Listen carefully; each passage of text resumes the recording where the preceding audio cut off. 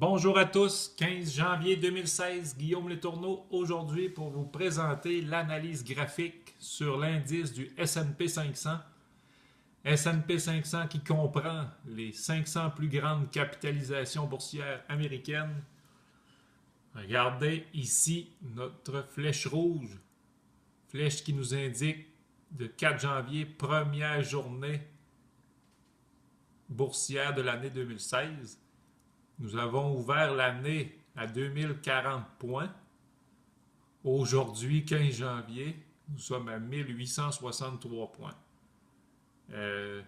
On appelle ça une bonne correction, ce qui reflète vraiment les mauvaises nouvelles qui sont sorties sur les réseaux sociaux au courant du début de l'année.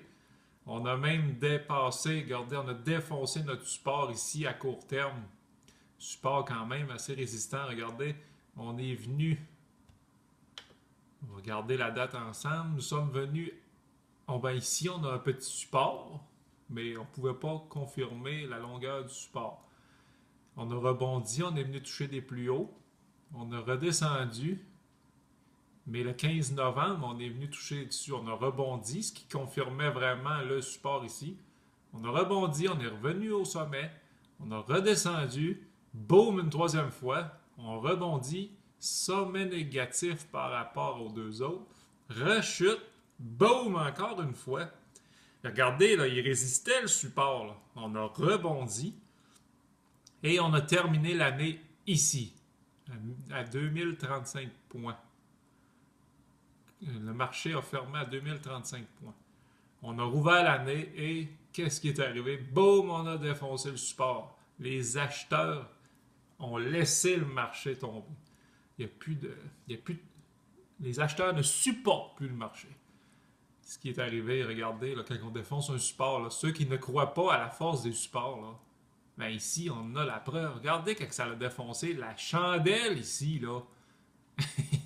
C'est toute une chute. Là. On a parti de 1089 points. On a touché 1928. Là. Comment ça fait des belles chandelles baissières? Il y a beaucoup d'argent dans ces journées-là. Ensuite, on a tombé, semblant de rebond. Je dis bien, on a essayé de rebondir.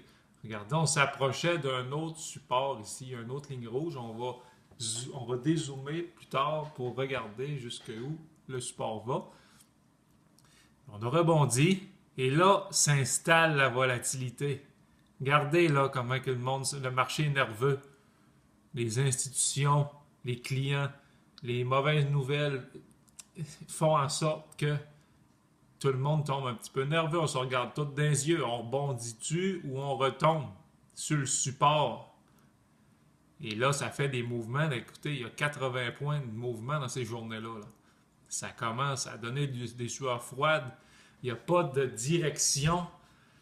Il y a juste des mouvements de volatilité qui font en sorte que les traders expérimentés font énormément d'argent dans ces journées-là. Ou quelqu'un qui se fait pogner à l'envers dans le mouvement peut en perdre énormément s'il n'est pas aguerri à sortir assez vite du marché. Hier, on a rebondi. Et ce matin, regardez, on a touché des on est allé plus bas que le creux d'hier.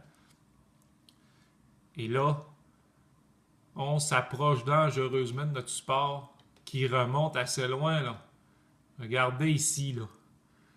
Là. Ici, on avait un petit support. Ça, c'est en 2014. Une hausse. Nous avons rebaissé. Correction. On a remonté. Notre tendance haussière reste toujours valide. Regardez la tendance. Et là, ici, il y a eu quand même une peur. Là. Si vous vous en souvenez, là, ça, c'est en octobre 2014. Il y a eu quand même une bonne chute. On est venu faire un creux très bas, toucher ce support-là. Mais on a rebondi. On est allé peut-être un peu trop loin. Là. On a rebondi fortement. Ici, il y a sûrement eu des interventions divines de la part de la Fed ou du marché. Écoutez, là, quand il y a une grosse chute comme ça, il y a des mouvements de panique.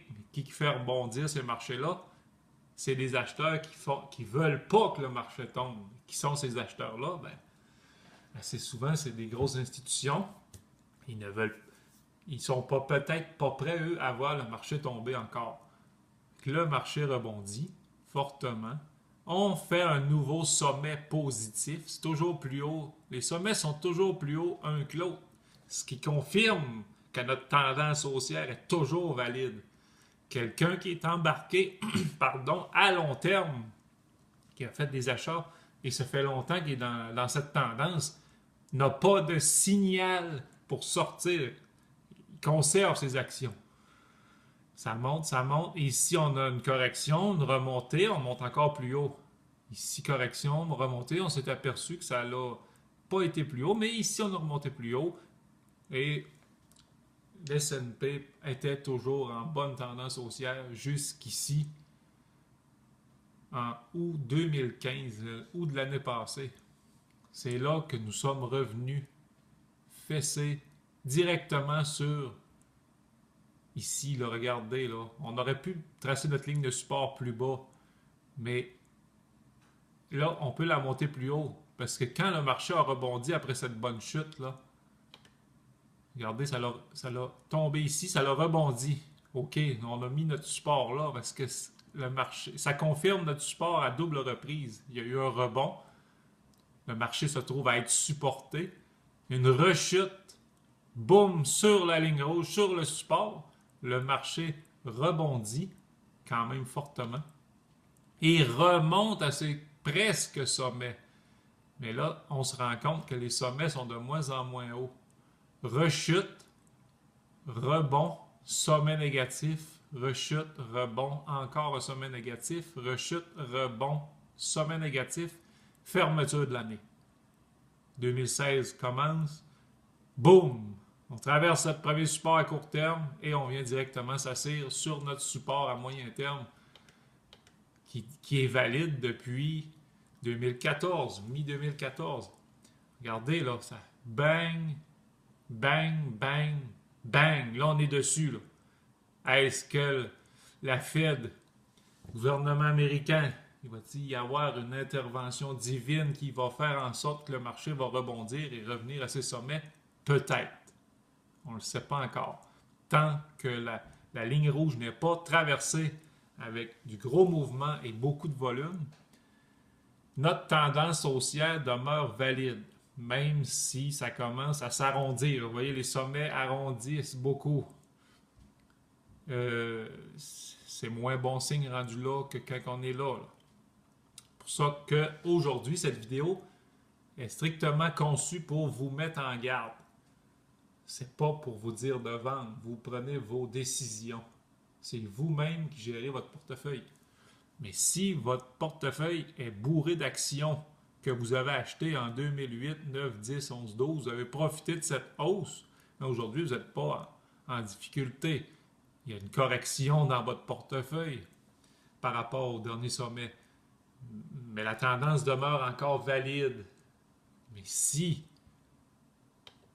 aujourd'hui, ça me surprendrait qu'on défoncerait la ligne. Il faudrait avoir un mouvement de côté, un rebond. Ce corridor de côté, il faudrait qu'il se prolongerait ici. Et là, si après une résistance, il y aurait un breakout, une chandelle à la hausse, ça confirmerait que nous retournons voir nos sommets. Mais s'il y a un mouvement de côté ici, et ensuite, après quelques jours, quelques semaines, on traverse le support rouge avec du gros volume. Alors, attachez votre truc, votre portefeuille, risque, je dis bien risque d'en manger toute une. On pourrait peut-être aller voir des sommets, des niveaux de support beaucoup plus bas. Regardez, ça c'est tous des supports qui pourraient se confirmer si ça arrête. Mais ça commence à être loin. Plus que les creux s'éloignent, moins que qu'ils deviennent qui risquent d'être valides. Là. Puis s'il y a un mouvement de panique, ben, ça ne l'arrêtera pas comme ça. Regardez, si on se transporte en 2008, on va peut-être zoomer un peu. Non, on va dézoomer. Regardez ici, là. Oubliez la chute ici, puis cette section de graphique, pardon. Regardez ce qui s'est passé ici, là. On avait une belle tendance haussière qui a parti de 2003 à 2007. Et là, ici, on a touché un sommet. On est venu s'assire sur un creux ici, remonter, s'assire sur un creux, remonter et on est redescendu. Regardez ici comment ça ressemble beaucoup à ça ici, là. Ici, on a une belle longue tendance haussière.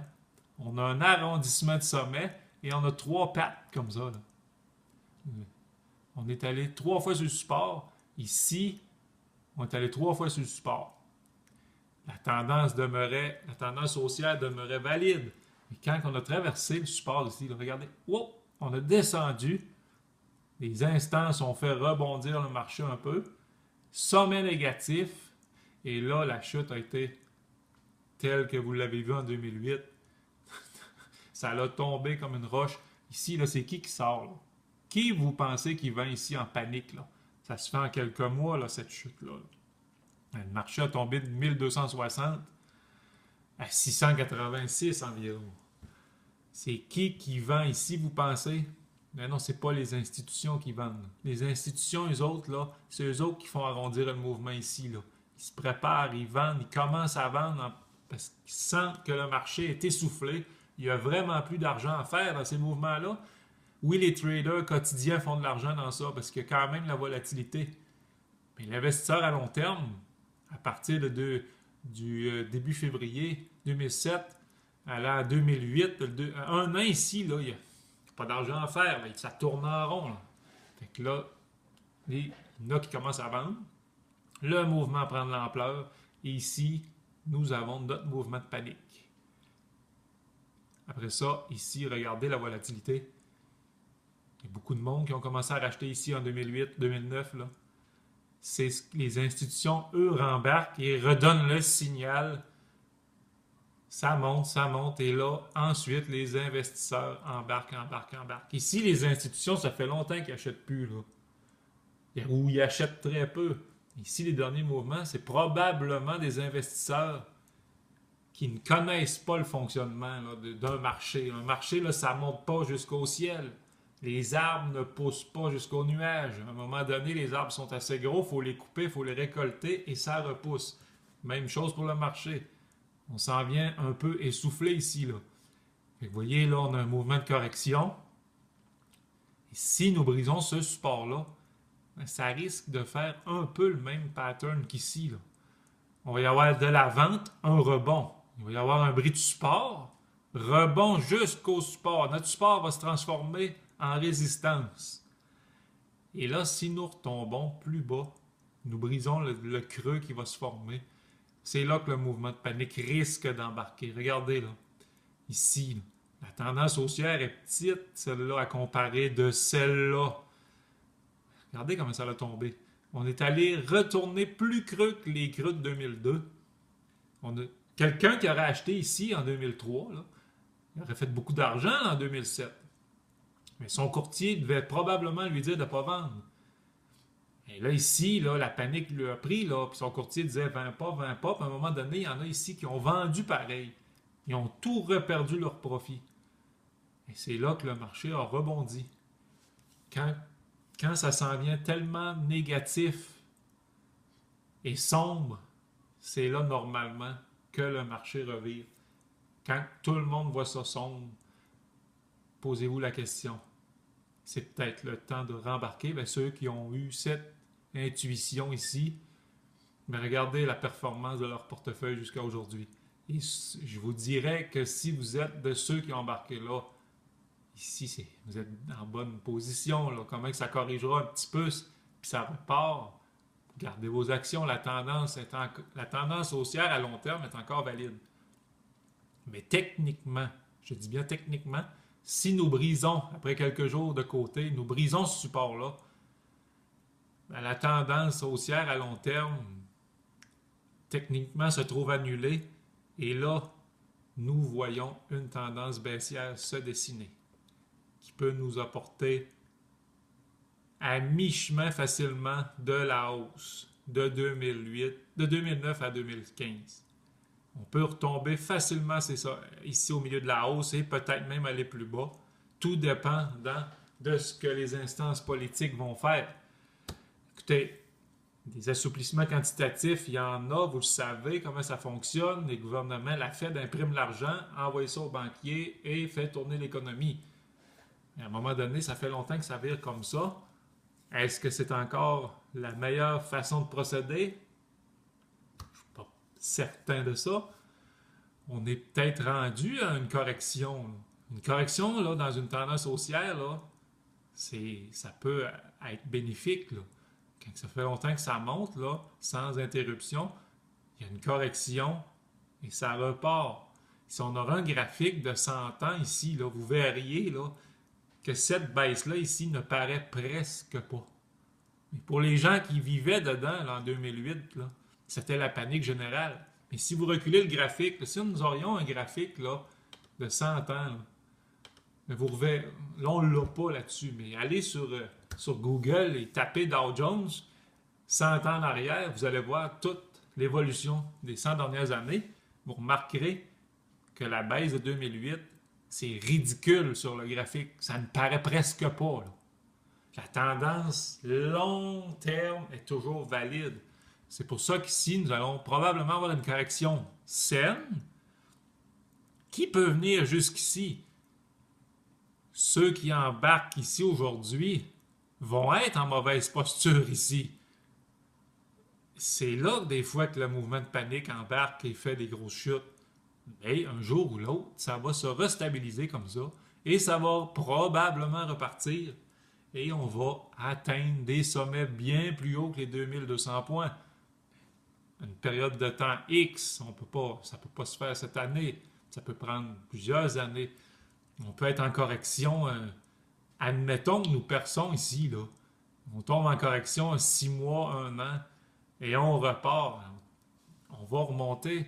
Depuis l'aube des temps, c'est ça que ça fait. C'est pas la crise planétaire.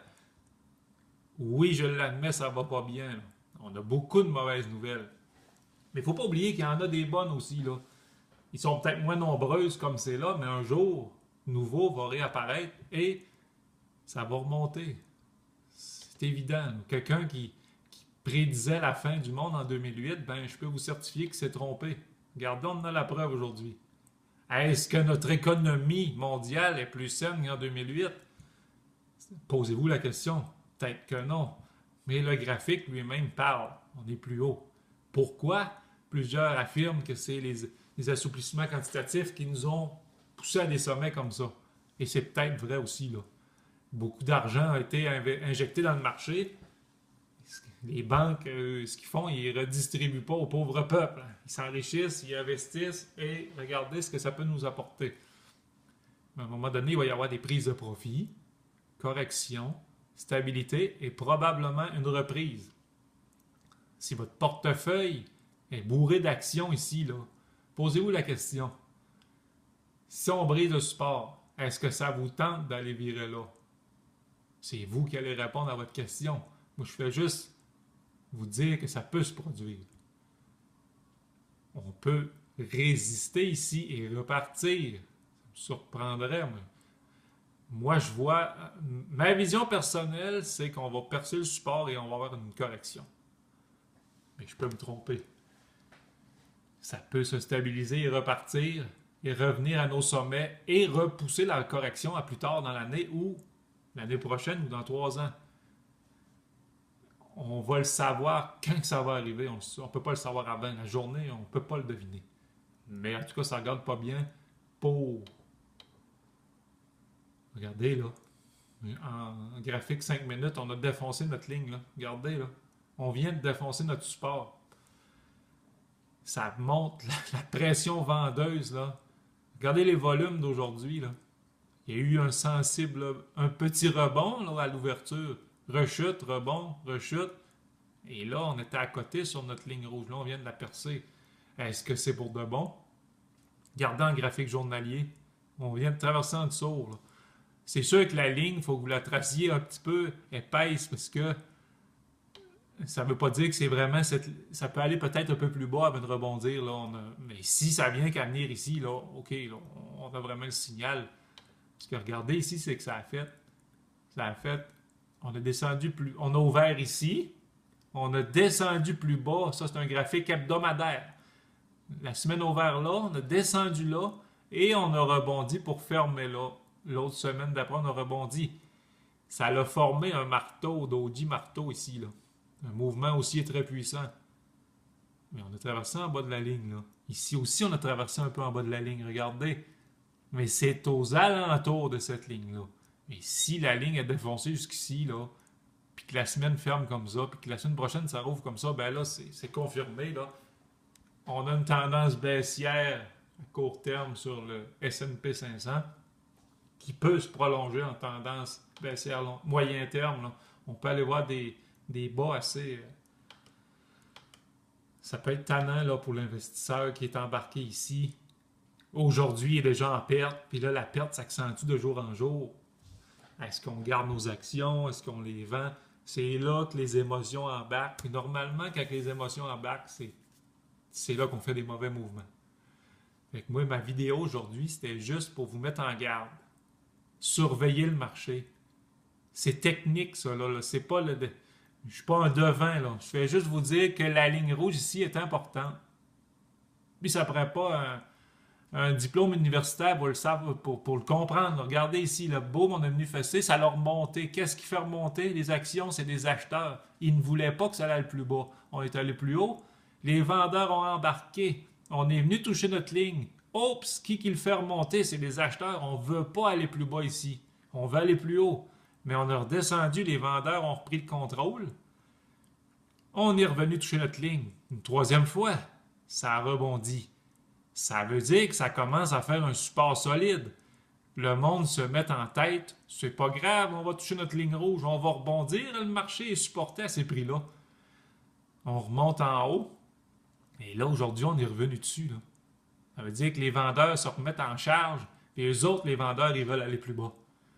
Lui qui short ici tout le long descendant le marché, là, lui, là, ses profits sont ici, ils sont pas là. Lui, s'il vend découvert, il faut que ça descende s'il veut faire de l'argent.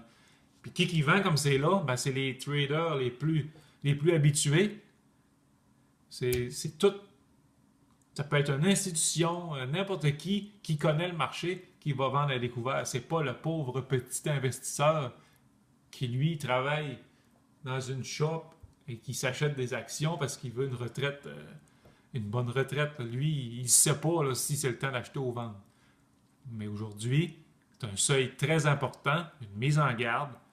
Moi, je souhaite à tout le monde qui est long, on appelle long quelqu'un qui a des actions à l'achat, que le marché rebondisse.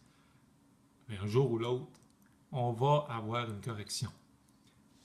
Êtes-vous prêt à... Votre portefeuille, est-tu prêt à accepter une telle correction qui peut venir jusqu'ici? C'est à vous d'en décider. C'est sûr que vous prenez des gars, les plus riches de la planète, eux gardent leurs actions, ils ont la patience de la garder et le portefeuille en conséquence. Comment le portefeuille baissera en valeur devise monétaire, ils savent qu'un jour ça va rebondir. Ça ne peut pas tomber à zéro. À moins qu'il y ait, on ne sait pas, peut-être une fin du système financier tel qu'on le connaît. C'est toujours possible. Ça me surprendrait bien gros. C'est ça. Aujourd'hui, c'était pour vous mettre en garde. Surveillez votre marché. Surveillez vos portefeuilles. Parce que si nous perçons ici, ça peut s'accélérer comme en 2008. Et comme ici, attendez un peu, quelle année que c'était ça? On était en 2000-2001. Il y a eu une crise ou en 2000-2001. Regardez, une bonne correction. Là. Il y a toujours des corrections haussières dans la tendance baissière.